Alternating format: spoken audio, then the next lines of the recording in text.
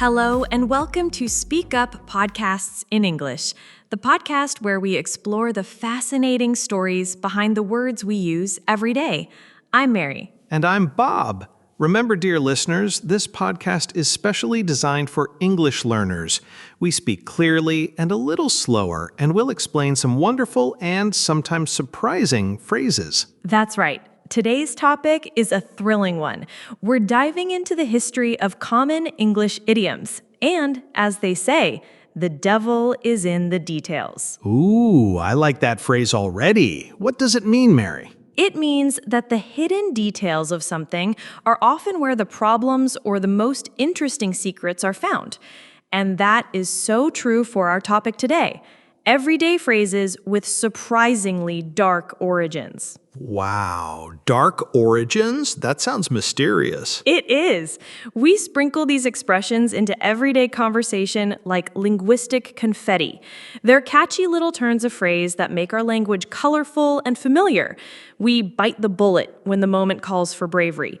And we say, God bless you, after a sneeze.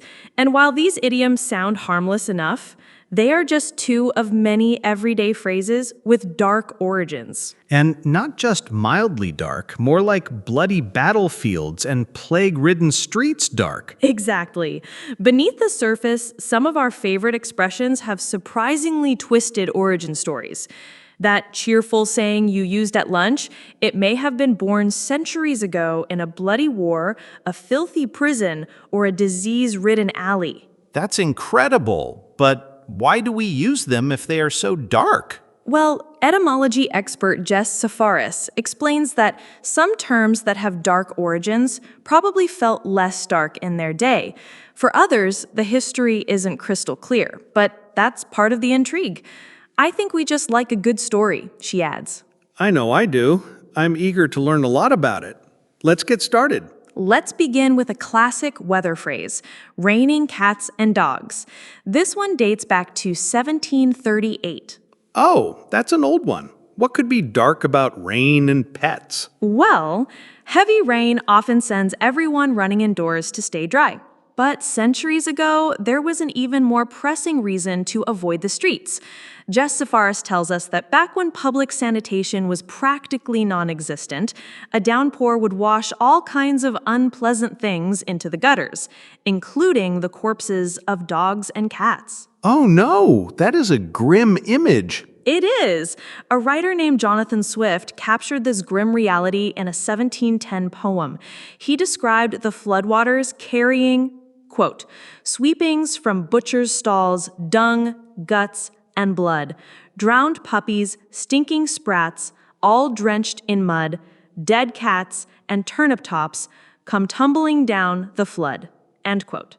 So when it was raining cats and dogs, it was literally washing dead animals through the streets.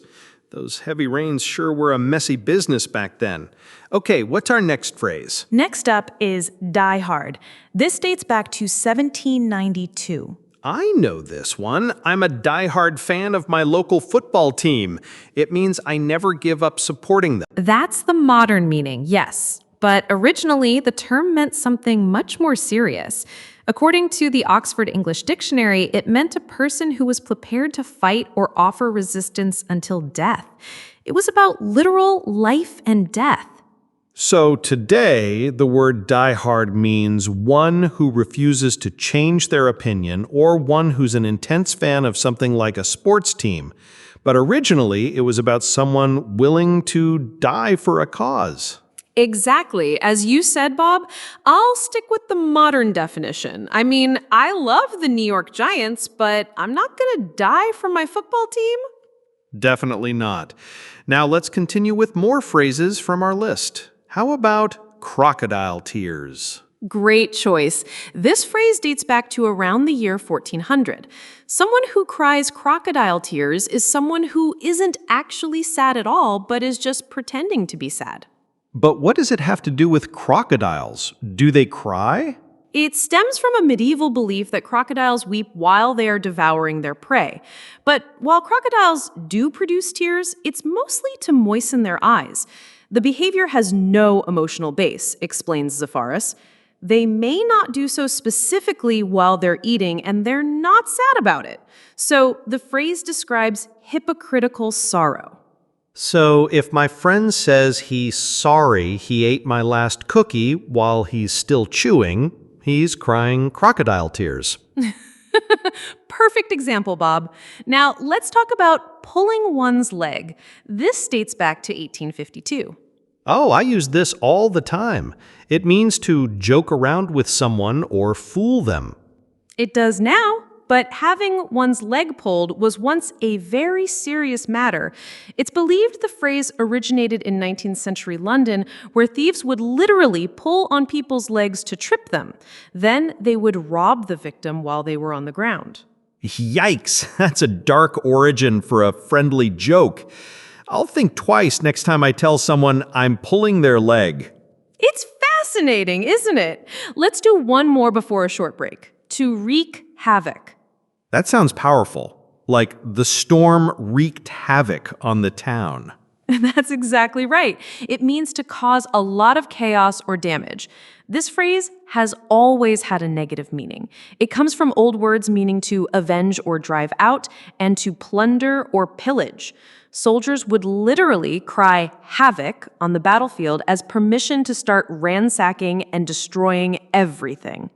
So it went from a cry for soldiers to pillage to now describing a toddler making a mess of a living room. Yes! The first written instance of the figurative use was by Agatha Christie, talking about a maid not being allowed to wreak havoc with a dustpan and brush.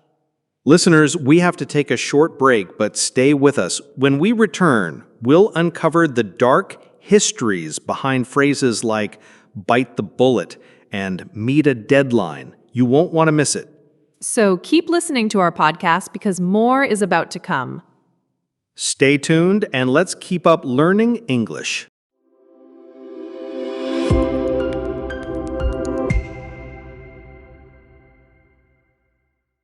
Hello, and welcome back to Speak Up Podcasts in English, where we uncover the amazing stories behind everyday objects to help you learn new words and phrases. I'm Mary. And I'm Bob. A big welcome to all our listeners. Today, we're digging into a tiny detail you've probably never noticed, but see and touch all the time. Mary, what's in your hand? It's a quarter. And if you look closely, you'll see it has tiny ridges all around the edge. But have you ever wondered why? You know, I never have. It's just always been there. Well, get ready. Our topic today is the ridges on coins, a secret history. From royal scandals to street games during the Great Depression, these ridges have seen it all. That sounds mysterious. So, did coins always have ridges? Not at all. According to the Timothy S. Y. Lamb Museum of Anthropology, the very first coins from around 600 BCE in an ancient kingdom called Lydia were just smooth, lumpy blobs of gold and silver. They looked more like messy cookies than money. Messy cookies. So when did the ridges come in? Not until centuries later, and it was all because of a big problem. Thieves. Our expert, Louis Davern, a numismatist and head of auctions at the Coin Cabinet, explains that clever criminals would shave tiny bits of precious metal off the smooth edges of coins. This sneaky crime was called coin clipping.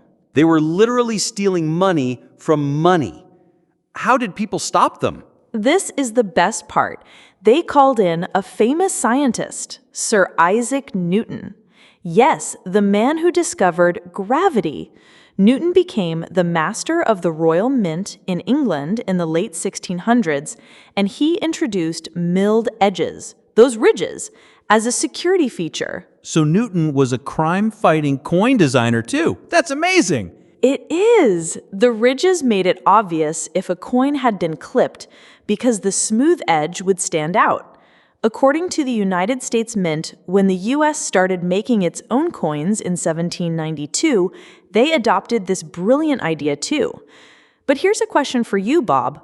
Why don't pennies and nickels have ridges? Are they made of cheaper stuff? Exactly. The extra cost of creating coins with milled edges isn't worth it on some base metal coins, says Davern. No one will clip the edge off of them, as the base metal is simply not valuable enough. Pennies and nickels, made mainly of copper and zinc, never contained valuable silver or gold, so they didn't need the protection. That makes perfect sense. So, what's the official name for these ridges? Great question. In the US, they're officially called a reeded edge. And guess what? Each coin has a specific number of ridges. According to APMEX, a dime has 118 ridges, a quarter has 119, and a half dollar has 150. 119 ridges on a quarter? Who counts these things? Dedicated people at the mint. And they're made during the striking process. A blank metal disc, called a planchet, is pressed between two dies, and a grooved collar around it forms the ridges. No tiny elves involved. So, why do we still have them today? We don't use gold and silver in our coins anymore. Excellent point. Even though clipping stopped being a problem when we stopped using precious metals, as Davern says, the ridges are still useful. They help vending machines identify coins. They help visually impaired people tell coins apart by touch. A dime is smaller than a penny, but its ridges make it easy to recognize. That's so smart. And there's more. During the Great Depression, people played a street game where they pitched coins against a wall. The goal was to land closest to the wall. Guess what? Players discovered that reeded edge coins, like dimes and quarters, gave them a better grip and more control. So the ridges helped with street gambling. I love that. And one more fun fact, you can use the ridged edge as a tiny emergency nail file. It totally works. Well, listeners, the next time you find a coin in your pocket, take a closer look. Those tiny ridges have a huge history. They really do. From fighting crime with Isaac Newton to helping kids win games during hard times, the reeded edge is a small piece of history you can hold in your hand. Thanks for learning with us today on Speak Up Podcasts in English.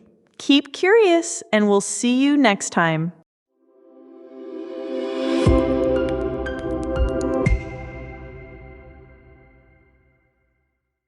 Hello, and welcome to Speak Up Podcasts in English, where we explore interesting topics to help you learn new words and phrases. I'm Mary. And I'm Bob. A very warm welcome to all our English learners.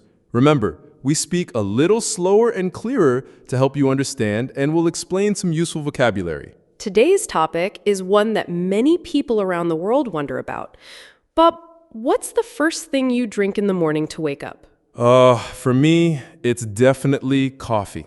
I need that first sip to get my brain going. Same here. And while there are many places to get coffee, one place might surprise you with how good it is.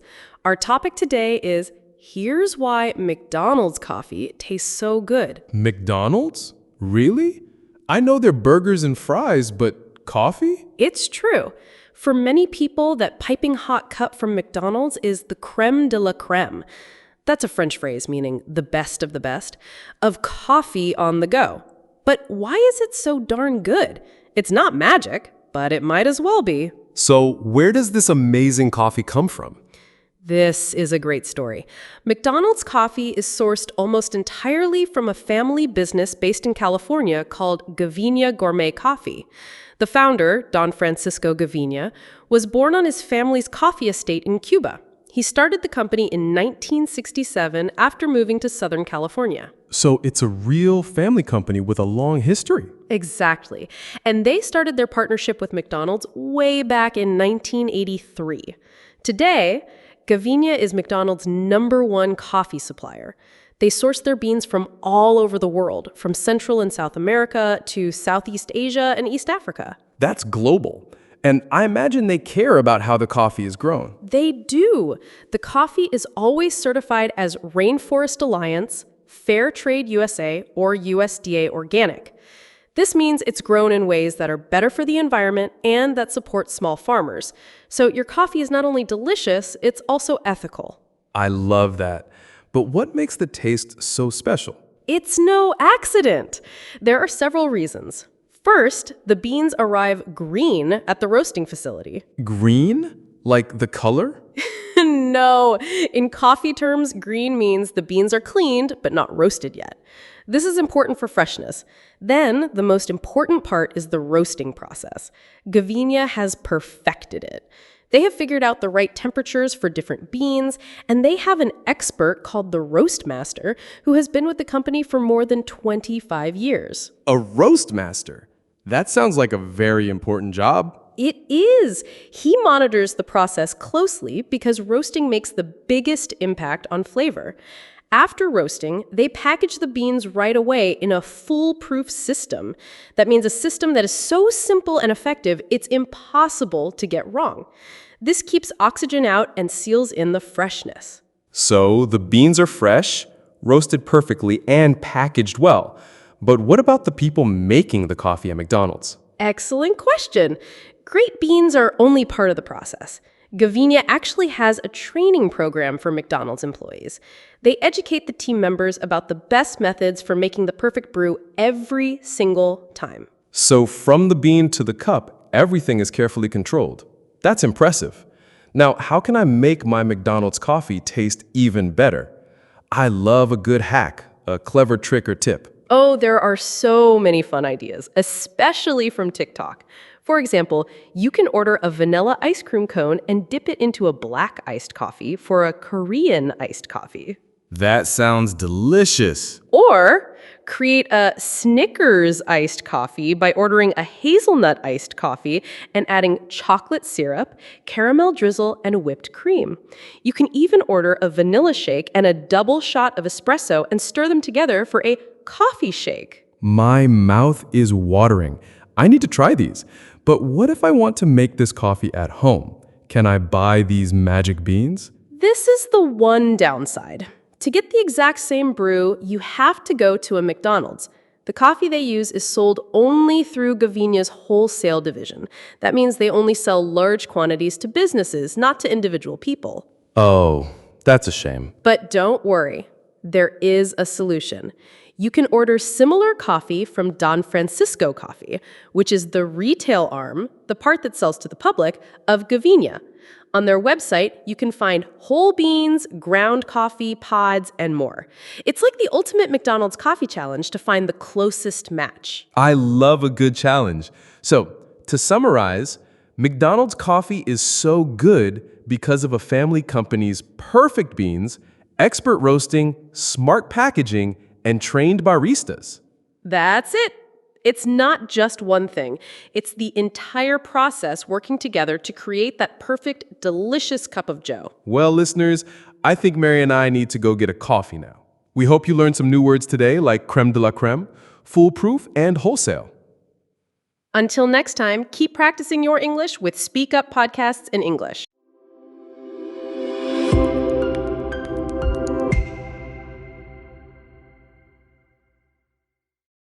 Hello and welcome back to our program.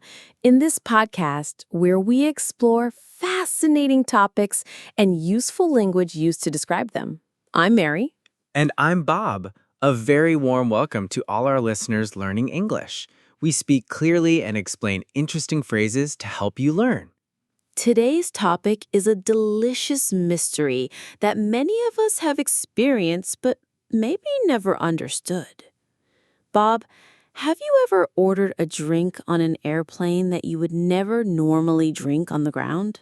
Oh, that's a great question. For me, it's ginger ale. I never drink it at home, but on a plane, I love it. That's a common one. But for a huge number of people, that strange in-flight craving is for tomato juice. Tomato juice? Really? That seems so specific. It is, and it turns out there's a real scientific reason behind it. So our topic today is, here's why tomato juice tastes better on planes, and no, you're not imagining it. So it's not just in people's heads. This is a real thing. It's definitely a thing, a scientific thing, actually. Food scientist Brian Kwok Lay, PhD, confirms it. He says, I love tomato juice only on airplanes. It's literally the only time I drink it. And it tastes amazing. He even told the writer of our article, I love this topic and I can talk your ear off. I love an enthusiastic scientist. So, does tomato juice really taste better on planes? What does the research say? The short answer is yes. And we're not just being dramatic. There has been more than 2 decades of research. A study for Lufthansa airline found that people preferred tomato juice on planes far more than on the ground. They served about as much tomato juice as beer. Wow, as much as beer? That's incredible. Isn't it? And flight attendants see it all the time. One attendant with over 20 years of experience said, people will tell me that they never drink it normally, but it hits differently in the air. They even ask if it's a special, fancy kind, but it isn't. It's the regular stuff from a grocery store. So, why does this happen? What is it about being on a plane that hijacks our taste buds? To understand this, we have to go full Bill Nye for a minute. Your taste buds don't work the same at cruising altitude. It's not just in your head. It's in your ears, nose, and even your evolutionary wiring. The first reason, the plane is loud. The noise changes how I taste? How? It's due to a phenomenon called psychophysics. Your brain gets overwhelmed by the loud noises on the plane, and that dims your taste buds, except for umami, which for whatever reason is actually amplified, Dr. Lay says. In a study, researchers played loud airplane noise for people as they tasted different flavors. Sweetness got dulled, but the perception of umami taste was augmented. In other words, your soda tastes weird, but your tomato juice? Chef's kiss. Exactly. And this happens because your sense of hearing and taste get cross-wired. A nerve that helps transmit taste signals passes right by your eardrum. When it's jostled by noise from a jet engine, your taste perception shifts. And tomato juice is the MVP of umami, right? Perfectly said, Bob. Umami is the savory, brothy flavor found in things like mushrooms, soy sauce, and, you guessed it, tomatoes. They are packed with glutamic acid, a compound that sits at the top of the umami scale. Okay, so noise is one thing. What else changes on a plane? 2 other big factors. The air is dry and the pressure changes. The cabin air is extremely dry. This dries out your nasal passages, and taste receptors require a certain level of moisture to interact with flavor compounds, explains Lay. Your ability to detect nuanced flavors like sweet and bitter go way down, leaving you with blunted taste perception. So only the strong, savory flavors get through. Precisely. Then there's the cabin pressure. The change is similar to being at about 8,000 feet above sea level. This affects your hearing, which, again, affects your taste. It's a similar cross-wiring between the senses. Umami flavors come through stronger, while others, like sweetness, are suppressed. So the airplane environment itself is designed to make tomato juice taste amazing. Are there any health benefits to drinking it on a plane? Yes, with a few caveats. Dr. Lay says tomato juice is rich in vitamin C, potassium, and antioxidants. This can support hydration and circulation, which is important on long flights. It also contains electrolytes, which can help with dehydration. But there's a downside? There can be. Tomato juice can be really high in sodium. So if you're trying to reduce salt intake, it might not be the best choice. And if you're mixing it with vodka for a Bloody Mary, that alcohol can increase dehydration. Good to know. So can you get tomato juice on all airlines? Most major airlines do carry it. A flight attendant told us it's been a staple in the sky since the 1960s. She said it's one of the drinks they never run out of. People will skip soda, wine, even water, but they'll ask for tomato juice by name. It's like part of the flying ritual now. I love that. It's a ritual. Now, what about other drinks? Is my love for ginger ale on a plane also scientific? It is. Ginger ale is another heavy hitter for sky-high cravings. It's mild, slightly spicy, and gentle on upset stomachs. Dr. Lay says it's the only other drink he has on planes. Other good options are club soda for the bubbles or green tea because it's light and calming. So, if you love tomato juice on planes, you're not being weird. You're just being airborne. Exactly. You're not imagining it. Science proves your taste buds are having a very unique experience at 30,000 feet. Listeners, we have to take a short break. But next time you're on a flight, why not try a tomato juice? See if you can taste the difference. Let us know what you think. Until next time, keep learning and exploring with Speak Up Podcasts in English.